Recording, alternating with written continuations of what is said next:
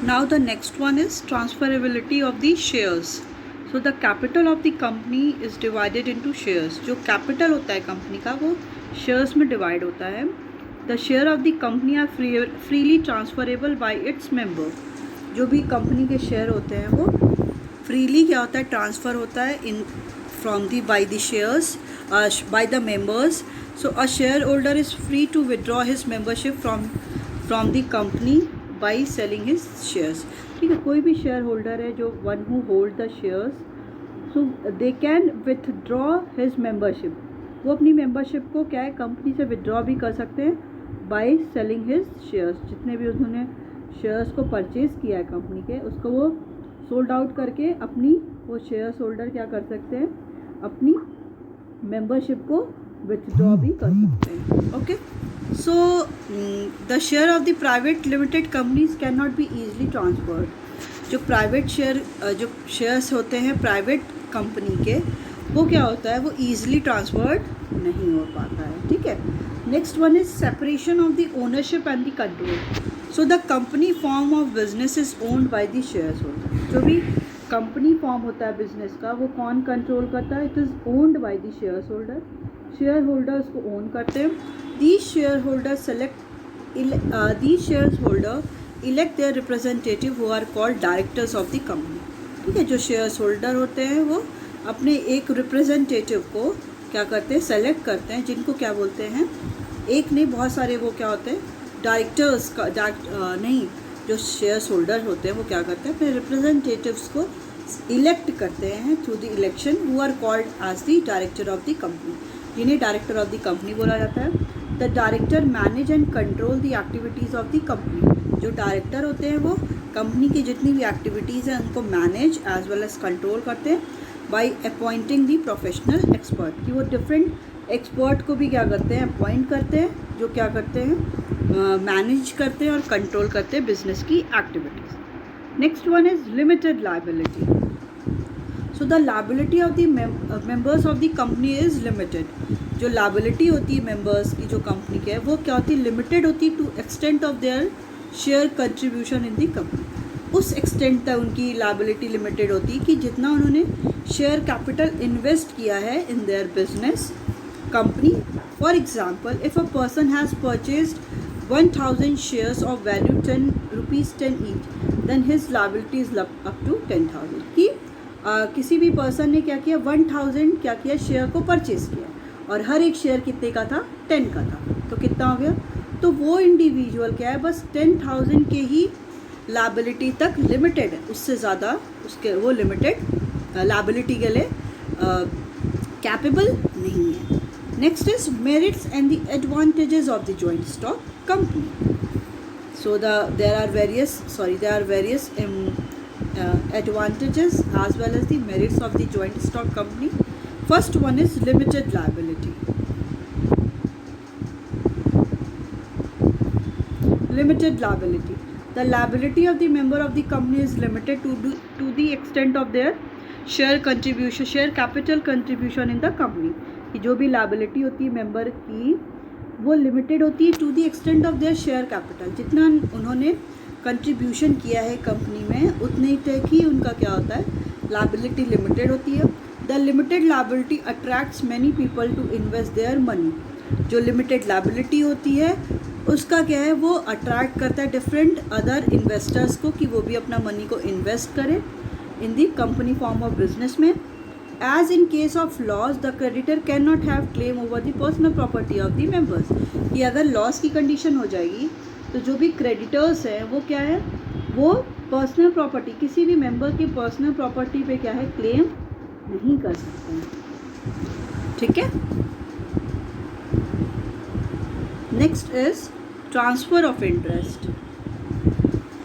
So the share of the company can be easily bought and sold in the market. जो भी company के share होते हैं वो क्या है, ईजिली बॉट भी और सोल्ड होते हैं मार्केट में. If the owner of the share is in need of the cash.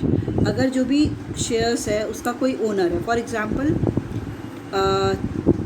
Tata company, उसका कोई शेयर है, शेयर्स है, तो उसका अगर उसका ओनर रतन टाटा अगर ये चाह रहे हैं कि वो अपने सारे शेयर्स को सोल्ड आउट करके उनको मनी की ज़रूरत है, तो वो क्या कर सकते हैं, अपने शेयर्स को सोल्ड भी कर सकते हैं and then easily he can get cash, ठीक है।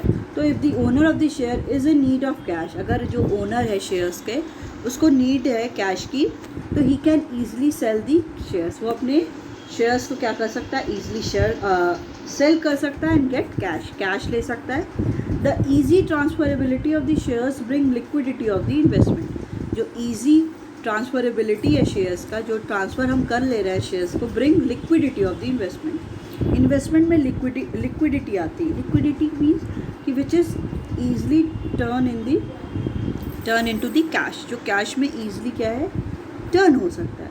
So at any time the share investment can be converted into cash, ठीक है। किसी भी टाइम जो शेयर के इन्वेस्टमेंट है उसको कैश में कन्वर्ट किया जा सकता है and the same amount can be use to bye the share of the other company. और वही अमाउंट क्या है, कोई भी इन्वेस्टर क्या कर सकता है, किसी और कंपनी के शेयर को परचेज करने के लिए, बाई करने के लिए इन्वेस्ट कर सकता है।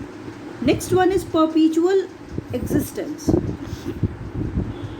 सो the company form of business enjoy perpetual succession, जो कंपनी फॉर्म है वो परपीचुअल सक्सेशन को भी इंजॉय करती है as it has separate existence. इनका क्या है, सेपरेट एग्जिस्टेंस है। It is formed by the law, ये क्या है, लॉ के थ्रू फॉर्म होती है and can end by the legal procedure of the winding up only. और ये कैसे एंड हो सकती है, बाय द लीगल प्रोसीजर के ही थ्रू हम इसको एंड भी कर सकते हैं। The death, insolvency and incapacity of any member does not affect the existence of the company.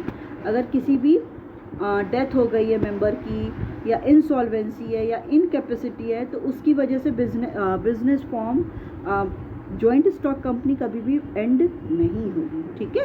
वो स्टार्ट भी लॉ के थ्रू हुई थी और एंड भी क्या है, लीगल प्रोसीजर के थ्रू ही एंड होगी। Next one is growth and expansion. In company form of business there is more scope for growth and expansion. जो भी कंपनी फॉर्म ऑफ बिजनेस होता है इसमें क्या होता है, ज़्यादा स्कोप है ग्रोथ और एक्सपेंशन का, कि कंपनी क्या है, बिजनेस क्या है, ज़्यादा ग्रोथ भी है, उसका एक्सपेंशन भी हो सकता है। The company has large financial resources and there rate of profit is also high. जो कंपनी है उसके लार्ज फाइनेंशियल रिसोर्सेज हैं, ज़्यादा रिसोर्सेज हैं, और जो प्रॉफिट होता है कंपनी का वो भी हाई होता है। They can easily use large amount of accrued and retained profit, ठीक है। रिटेन्ड प्रॉफिट क्या होता है, रिटेन्ड प्रॉफिट होता है जैसे कोई भी कंपनी ने प्रॉफिट अर्न किया है तो वो जितना भी उसके क्रेडिटर से पैसा ली, जहाँ जहाँ उसको पैसा पेड करना था वो कर देगा, उसके बाद जो भी उसका प्रॉफिट बचता है उसको बोलते हैं retained profit. So they can easily use large amount of, तो कंपनी क्या करती है अपने ग्रोथ और एक्सपेंशन के लिए जो भी रिटेन्ड प्रॉफिट है वो उसको यूज़ करती है for the expansion and the growth of the business. Next one is efficient management. So company form of business has huge fund as its disposal. जो कंपनी का फॉर्म बिजनेस है उसमें क्या ह्यूज फंड की need होती है। It can easily afford to hire professional expert to perform managerial and other activities of the organisation, ठीक है। उसमें क्या है, ह्यूज फंड ऑलरेडी होता है, तो दे कैन ऑल्सो अफोर्ड, वो इतना अफोर्ड कर सकते हैं, पे कर सकते हैं कि कोई प्रोफेशनल एक्सपर्ट को, कोई भी अदर एक्टिविटीज़ के लिए वो उनको हायर कर सके प्रोफेशनल को। The expert and the specialised people improve the efficiency and the working of the company. जो एक्सपर्ट हैं, जो स्पेशलाइज्ड पीपल हैं, वो क्या कर सकते हैं, एफिशिएंसी इम्प्रूव कर सकते हैं, कंपनी की वर्किंग और एफिशिएंसी दोनों को वो इम्प्रूव कर सकते हैं। Next one is large amount of capital. So the biggest advantage of the company form of business is that it can collect a large amount of capital. जो biggest advantage है company form का ये है कि वो लोग large amount में capital को कलेक्ट कर सकते हैं by issuing of shares to general public, कि जनरल पब्लिक को शेयर इशू करने के लिए क्या है, वो लार्ज अमाउंट ऑफ कैपिटल को कलेक्ट करते हैं। The people having small saving can also bye the share of the company. जो पीपल हैं जिनकी सेविंग क्या है, स्मॉल है, वो भी क्या है, कंपनी के शेयर्स को परचेज कर सकते हैं, because the value of the share is very small. जो वैल्यू है शेयर की वो क्या होती है, बहुत ज़्यादा स्मॉल होती है। Apart from the share capital the company can collect fund by raising loans. Share capital से जो कंपनी है वो क्या कर सकती है, फंड को भी कलेक्ट कर सकती है by the raising loan. Loan को कहाँ से रेज करेगी, from the financial institutions like bank से हो सकती है, तो वहाँ से क्या है वो लोन को भी रेज कर सकती है। And bye issue of debenture and other securities को इशू करके जो भी कंपनी है वो लोन भी ले सकती है। इसलिए इसमें क्या है, लार्ज अमाउंट ऑफ कैपिटल की नीड होती है। Next that we are going to study is the demerits and the disadvantages of the company. Okay, so complexity in the formation. So the formation of a company involve a lengthy and complicated procedure. जो formation है company का उसमें क्या है, बहुत lengthy और complicated procedure है। Many legal formalities have to be completed. बहुत सारी legal formalities को करना पड़ता है। Many documents have to be prepared and submitted. बहुत सारे documents को prepare भी करना पड़ता है and then also submit. Various permission have to be obtained. बहुत सारी permission भी लेनी पड़ती है। To perform these activities experts are hire. इन सारी एक्टिविटी को परफॉर्म करने के लिए जो एक्सपर्ट है उनको हायर किया जाता है। हु चार्जेस हाई फीस, जो क्या करते हैं बहुत ज़्यादा फीस चार्ज करते हैं। Even registration fees have to be paid to the registrar. अब रजिस्ट्रेशन भी अगर कोई कंपनी करा रही है वो भी क्या है, एकदम मैंडेटरी है कंपनीज एक्ट में 1956 के अकॉर्डिंग, तो उसमें भी क्या है, पेमेंट रजिस्ट्रार को भी पेमेंट करना पड़ता है, fees as a fees. Next one is lack of secrecy. So as per the Companies Act 1956, Company Act 1956 के according the company is required to provide lot of information. कि company को क्या है, is require कि वो lot of information provide करे to the office of registrar of the company. कि जो भी ऑफिस है रजिस्ट्रार का उसको सारी इन्फॉर्मेशन वो प्रोवाइड करे। Such information is available to general public also, और वो सारी इन्फॉर्मेशन क्या है जनरल पब्लिक को भी मिल जाती है। So it is therefore difficult to maintain complete secrecy.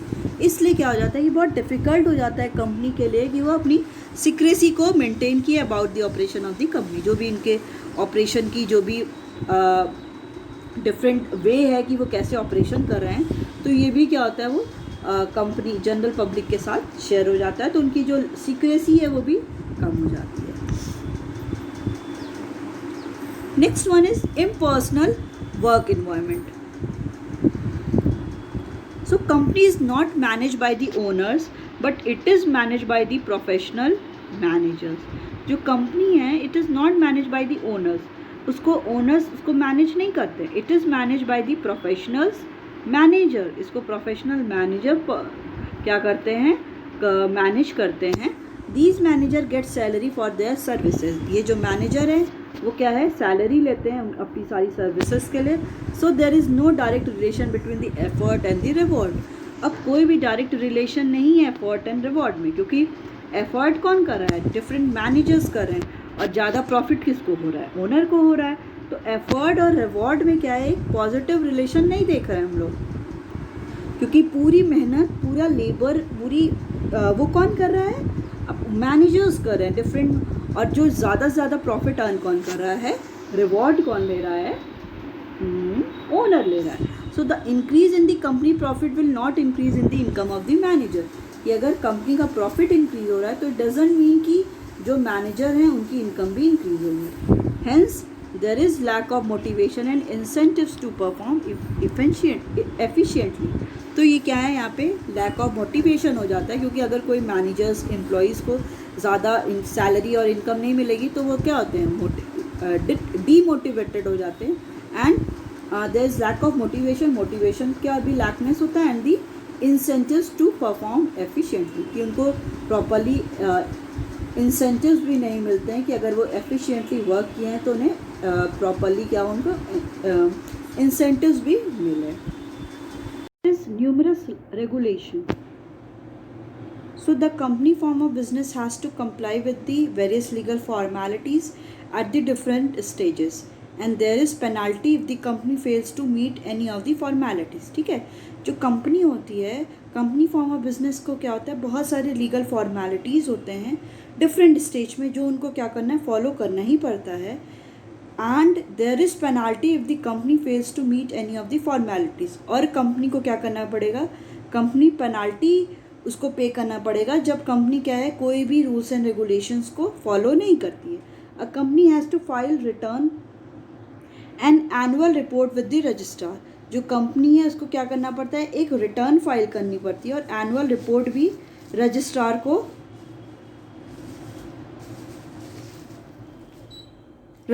को क्या करना पड़ता है, सबमिट करना पड़ता है। So this legal interference in day to day operation result in lack of secrecy, कि हर दिन कोई ना कोई इंटरफेरेंस क्या करता है, जो भी कंपनी का एक सिक्रेसी है वो क्या करता है, उसको फेल कर देता है। And lot of time and money is spend, और जो मनी है और टाइम भी इस पर बहुत ज़्यादा वेस्ट भी हो जाता है। ठीक है, नेक्स्ट है आपका delay in decision. So in company organisation all the important decision are taken in the board meeting. ठीक है, जो भी कंपनी के ऑर्गेनाइजेशन में जो भी इम्पॉर्टेंट डिसीजन है वो कौन लेता है, बोर्ड मीटिंग में ही लिया जाता है। और आफ्टर कंसल्टिंग वेरियस पर्सन, और वेरियस जो पर्सन है उनके साथ कंसल्ट भी किया जाता है। And once decision are taken these have to be communicated to everyone. जैसे ही कोई एक डिसीजन ले लिया जाता है उसके बाद ये सारी इन्फॉर्मेशन हर एक को क्या है, कम्युनिकेट किया जाता है, which is again a lengthy process, जो क्या है, बहुत ही लेंदी प्रोसेस हो जाता है। As a large number of people are working in a company at a different level, क्योंकि लार्ज नंबर में क्या है, पीपल क्या है, वो अलग कंपनी में अलग अलग डिफरेंट लेवल पे हैं, तो सब तक वो सारी इंफॉर्मेशन पहुंचाना क्या हो जाता है, बहुत ज़्यादा लेंदी प्रोसेस हो जाता है। So taking and implementing decision is a lengthy process in a company. ठीक है, कोई भी डिसीजन लेना फिर उसको इम्प्लीमेंट करने में ये बहुत ज़्यादा लेंदी प्रोसेस हो जाता है। नेक्स्ट है आपका ओलिगार्किक मैनेजमेंट। ठीक है, ओलिगार्किक मैनेजमेंट, ओलिगार्की का मतलब होता है कि small group of people have control of a country या ऑफ एनी कंपनी, कि एक कंपनी में बस कुछ ही पीपल का ही क्या होता है, पूरा कंट्रोल होता है। कहने को तो ये है कि सब लोग को क्या है, यहाँ पे डेमोक्रेटिक सेटअप होता है कि सबको इतनी अथॉरिटी है कि वो लोग अपना बोल सके, बट ऐसा रियलिटी में ऐसा नहीं होता। कुछ स्मॉल ग्रुप ऑफ पीपल ही हैं जो क्या करते हैं, सारे डिसीजन लेते हैं और अदर डिसीजन किसी से पूछा भी नहीं जाता है। So although we say that there is democratic setup in the company form of business, कि ये बोला जाता है कि कंपनी फॉर्म ऑफ बिजनेस में क्या है, एक डेमोक्रेटिक सेटअप है, but this democratic setup exist only on paper. अब ये जो डेमोक्रेटिक सेटअप है वो क्या है, बस पेपर पे ही एग्जिस्ट करता है। In real practice, in real life, company is in hand and control of a few people. Company क्या है, बस कुछ फ्यू पीपल के ही कंट्रोल में है, सारे लोग के कंट्रोल में नहीं है। सारा जो कंट्रोल कौन कर रहा है, कुछ फ्यू पीपल ही कर रहे हैं, लाइक डायरेक्टर्स। जो डायरेक्टर हैं कंपनी के, वही क्या कर रहे हैं, कंट्रोल कर रहे हैं। The director have complete control over the company. जो डायरेक्टर है उसके पास क्या होता है, कंप्लीट कंट्रोल होता है कंपनी का। These people take all the decision, यही पीपल जो डिफरेंट डायरेक्टर्स हैं वही क्या करते हैं, सारे डिसीजन लेते हैं in their personal interest and the benefit. अपनी बेनिफिट के अकॉर्डिंग, अपने इंटरेस्ट के अकॉर्डिंग वो क्या करते हैं, सारे डिसीजन लेते हैं, and ignoring the interest of the share holder and the other company. और वो क्या करते हैं, जो भी अदर शेयर्स होल्डर हैं उनकी जो भी इंटरेस्ट है उसको इग्नोर कर देते हैं, और जो कंपनी के वो है इंटरेस्ट है वो उसको भी इग्नोर कर देते हैं, बस अपने बेनिफिट के अकॉर्डिंग ही वो सारे डिसीजन लेते हैं। Next one is conflict in interest. So in company, various group of people are involved, such as shareholder, debenture holder, employees, director, etc.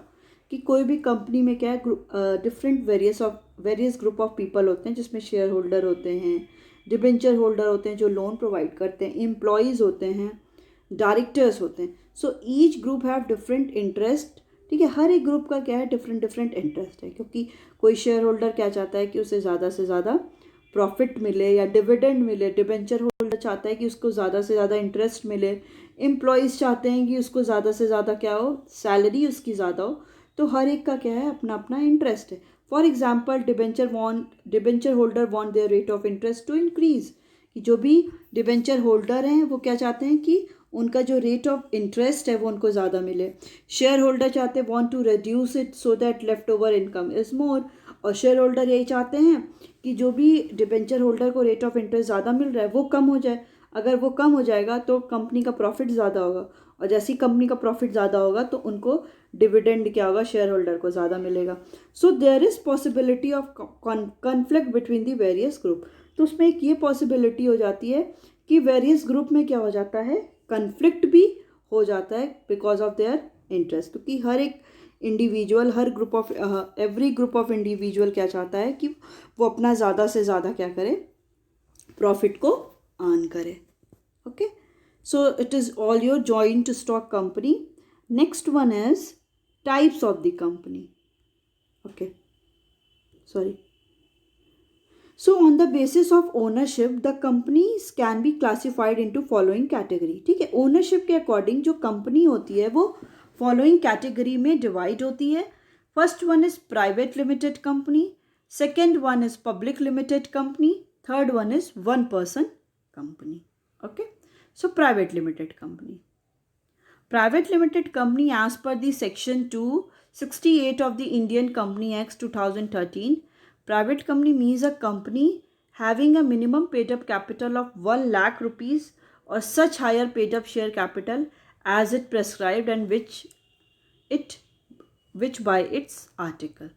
ठीक है, तो प्राइवेट कंपनी क्या होती है कि जिस कंपनी का minimum paid up share capital 1 lakh हो और इतना हाई हो कि जो भी कंपनीज एक्ट में प्रेस्क्राइब किया उतना ज़्यादा होना चाहिए। So restrict the right, it restrict the rights to transfer it shares. इसमें क्या होता है, रिस्ट्रिक्शंस होती हैं कि जो भी अपना राइट है ट्रांसफ़र करने का इस शेयर को वो अपने ट्रांसफ़र नहीं कर सकते हैं। Has minimum and maximum 200 member, जिसमें मिनिमम क्या है 2 मेंबर चाहिए एंड मैक्सिमम 200 मेंबर चाहिए। Excluding the present and the past employees, कि जो भी प्रेजेंट में हैं और जो पास्ट में एम्प्लॉयज़ हैं उनको एक्सक्लूड करके मिनिमम 2 और मैक्सिमम 200 मेंबर्स होने चाहिए। नेक्स्ट है आपका, it prohibited any invitation to the public to subscribe from any securities of the company. ये क्या करता है, ये प्रोहिबिट करता है कि कोई भी इन्विटेशन, कोई भी पब्लिक को इन्विटेशन नहीं कर सकता कि आप क्या करें कि सब्सक्राइब करिए any securities of the company, company की सिक्योरिटीज़ में क्या करें वो आप सब्सक्राइब करिए। तो प्राइवेट लिमिटेड कंपनी में नहीं होता है। नेक्स्ट है आपका public limited company. Public company is a company which is not a private company. So complicated line ना, ये पब्लिक कंपनी वही है जिसमें जो प्राइवेट कंपनी नहीं है। So as per the companies act public company is the one. तो public company कौन सी हुई, पब्लिक कंपनी हुई जिसमें मिनिमम क्या है आपके 7 मेंबर्स होने चाहिए और मैक्सिमम में कोई लिमिट नहीं है। Has no restriction on the transfer of securities, वो अपनी सिक्योरिटीज़ को ट्रांसफ़र भी कर सकते हैं। And not prohibited to invite general public to subscribe its securities. और इसमें क्या है कि जनरल पब्लिक को क्या है, कोई भी ऐसा प्रोहिबिशन नहीं है कि वो जनरल पब्लिक को क्या है इनवाइट नहीं कर सकते हैं फॉर दी सिक्योरिटीज़। ठीक है, सो however if a private company which is subsidiary of the public company is also treated as the public company। अब कोई भी प्राइवेट कंपनी है जो पब्लिक कंपनी के साथ काम कर रही है, सब्सिडियरी है, तो उसको भी हम लोग पब्लिक कंपनी ही क्या कहेंगे, पब्लिक कंपनी ही बोलेंगे। तो उसमें 2 टाइप के होते हैं, कंपनी लिमिटेड बाय गारंटी और company limited by shares. So it means a company having the liability of its member limited to bye the memorandum. ठीक है, इसमें क्या होता है कि जो भी कंपनी की लायबिलिटी होती है, मेंबर्स की लायबिलिटी होती है, it is limited by the memorandum, कि उसके नोट के अकॉर्डिंग जो भी उसमें डिटेल दिया है कंपनी का उसके अकॉर्डिंग क्या होता है, लिमिटेड लायबिलिटी होती है to such amount as the member में respectively undertake to contribute to the asset of the company in the event of being wind up. कि अगर क्या है कि अगर कंपनी का वाइंड अप की कंडीशन आ गई है, वाइंड अप होने वाला है, बंद होने वाला है कंपनी, तो उस कंडीशन पे वो अपने असेट को भी क्या कर सकते हैं, कंट्रीब्यूट कर सकते हैं। ठीक है, क्योंकि वो लोग क्या है, कंपनी लिमिटेड है बाय गारंटी, कि उनकी लायबिलिटी क्या है उतनी ही लिमिटेड है। नेक्स्ट है आपका company limited by shares. So it means a company having the liability of its member limited by its the memorandum of amount if any unpaid on the shares respectively held by them. So it means a company having the liability of its member limited, कि जो भी liability है members की वो क्या है, limited है by the memorandum, कि जितना जो भी memorandum में जो उनका कंपनी का वो होता है, जो सारा जिसमें उनका सारे रूल्स रेगुलेशंस रिटन होते हैं, तो उसके अकॉर्डिंग क्या है, कंपनी के जो लायबिलिटी है वो क्या होती है, लिमिटेड होती है जो मेंबर्स होते हैं, if any unpaid on the share respectively held by them, कि अगर क्या है कि वो लोग शेयर्स पे क्या है कोई भी अनपेड करते हैं। नेक्स्ट है आपका one person company. So the 2013 act introduce a new type of entity to the existing list. ठीक है, जो 2013 में एक्ट इंट्रोड्यूस हुआ था उसमें क्या था, apart from forming a public और प्राइवेट कंपनी, कि आप पब्लिक और प्राइवेट कंपनी के अलावा the 2013 act enable the formation of a new entity a one person, कि आप पब्लिक और प्राइवेट की जगह आप क्या कर सकते हो, एक वन पर्सन कंपनी भी स्टार्ट कर सकते हो, OPC in short. So an OPC mean a company with only one person, जिसमें क्या होता है OPC जिसमें क्या होते हैं बस वन पर्सन होते हैं, and its as a member उसमें क्या होगा, जैसे फॉर एग्जांपल मैं हूँ, मैंने अपना कोई भी बिजनेस स्टार्ट किया तो वो क्या हो गया, वन पर्सन कंपनी OPC। सो रिक्वायरमेंट, तो इसकी बेसिक रिक्वायरमेंट क्या है, so rule 3 of 1 provides that the only natural person who is an Indian citizen and as a resident in India shall be eligible to incorporate OPC। ठीक है, कोई भी India का कोई सिटीजन है या कोई रेसिडेंट है इंडिया का, बस वही एलिजिबल है कि वो OPC one person company start कर सकता है। Next one is no person shall be eligible to incorporate more than one OPC or become nominee in more than one such company। अब कोई भी मेंबर ऐसा नहीं है कि वो ऐसे कर करके बहुत सारी कंपनी को स्टार्ट कर ले, कि वो डिफरेंट बस एक ही कंपनी के लिए वो रिस्पॉन्सिबल है। ठीक है, next one is OPC to compulsory convert itself into public और प्राइवेट कंपनी सर्टेन। समटाइम्स क्या होता है कि OPC वन पर्सन कंपनी को कंपल्सरी हो जाता है कि वो पब्लिक और प्राइवेट कंपनी में क्या करे, कन्वर्ट करे, where the paid up share capital of an OPC exceed 50 lakh rupees, जिसमें क्या है जो पेड अप शेयर कैपिटल है OPC का वो एक्सीड करे 50 लाख से, और जो एनुअल टर्नओवर है वो क्या during the relevant period exceed 2 crore, और वो 2 करोड़ से ज़्यादा उनका टर्नओवर इंक्रीज करे, it shall cease to be entitled to continue as a one person company. फिर क्या है, अगर ऐसा नहीं होता है तो वो क्या है, वन पर्सन कंपनी की तरह वो कंटिन्यू नहीं कर सकते हैं। कि next one is the privilege और the benefits of the private company over the public company, कि क्या ऐसे प्रिविलेज और बेनिफिट मिलते हैं प्राइवेट कंपनी को ओवर द पब्लिक कंपनी। तो फर्स्ट है आपका कि a private company can be formed with only 2 members. जो प्राइवेट कंपनी है वो क्या है, 2 मेंबर के साथ बन सकती है, वेयर एटलीस्ट आपको पब्लिक कंपनी में क्या है, एटलीस्ट आपको 7 मेंबर चाहिए ही चाहिए। ठीक है, नेक्स्ट है अ private company must have at least 2 director. अब प्राइवेट कंपनी में एटलीस्ट 2 डायरेक्टर होने ही चाहिए, वेयर एज पब्लिक कंपनी में क्या है, मस्ट हैव मिनिमम 3 डायरेक्टर, और पब्लिक कंपनी में क्या कह रहा है कि 3 डायरेक्टर होने ही चाहिए। Third one is it is not compulsory for a private company to maintain index of its member, कि जो भी इंडेक्स है कि उनके टाइम, उनका जो भी डिटेल्स है, सारा पर्सनल डिटेल्स से लेके, तो ये कोई भी प्राइवेट कंपनी में मैंडेटरी नहीं है कि वो प्रिपेयर करे, but it is mandatory in the public company, की पब्लिक कंपनी में ये एकदम मैंडेटरी है कि वो पब्लिक कंपनी क्या करे, इंडेक्स को प्रिपेयर करे। A private company can issue loan to the director without prior permission of the government. ठीक है, जो प्राइवेट कंपनी है वो लोन इशू कर सकती है अब इस डायरेक्टर को बिना कोई परमिशन गवर्नमेंट के लिए, बट पब्लिक कंपनी में क्या है कि वो लोग कोई भी गवर्नमेंट के परमिशन के बिना कोई भी काम नहीं कर सकते हैं। तो वो before giving the loan to a director they have to take permission from the government. Next one is it is not compulsory for the private company to hold a statutory meeting and the file a statutory report with the registrar. कि ये compulsory नहीं है कोई भी private company के लिए वो company क्या मीटिंग कराए और रिपोर्ट क्या है वो रजिस्ट्रार को सबमिट करे, but in the case of public company it is essential.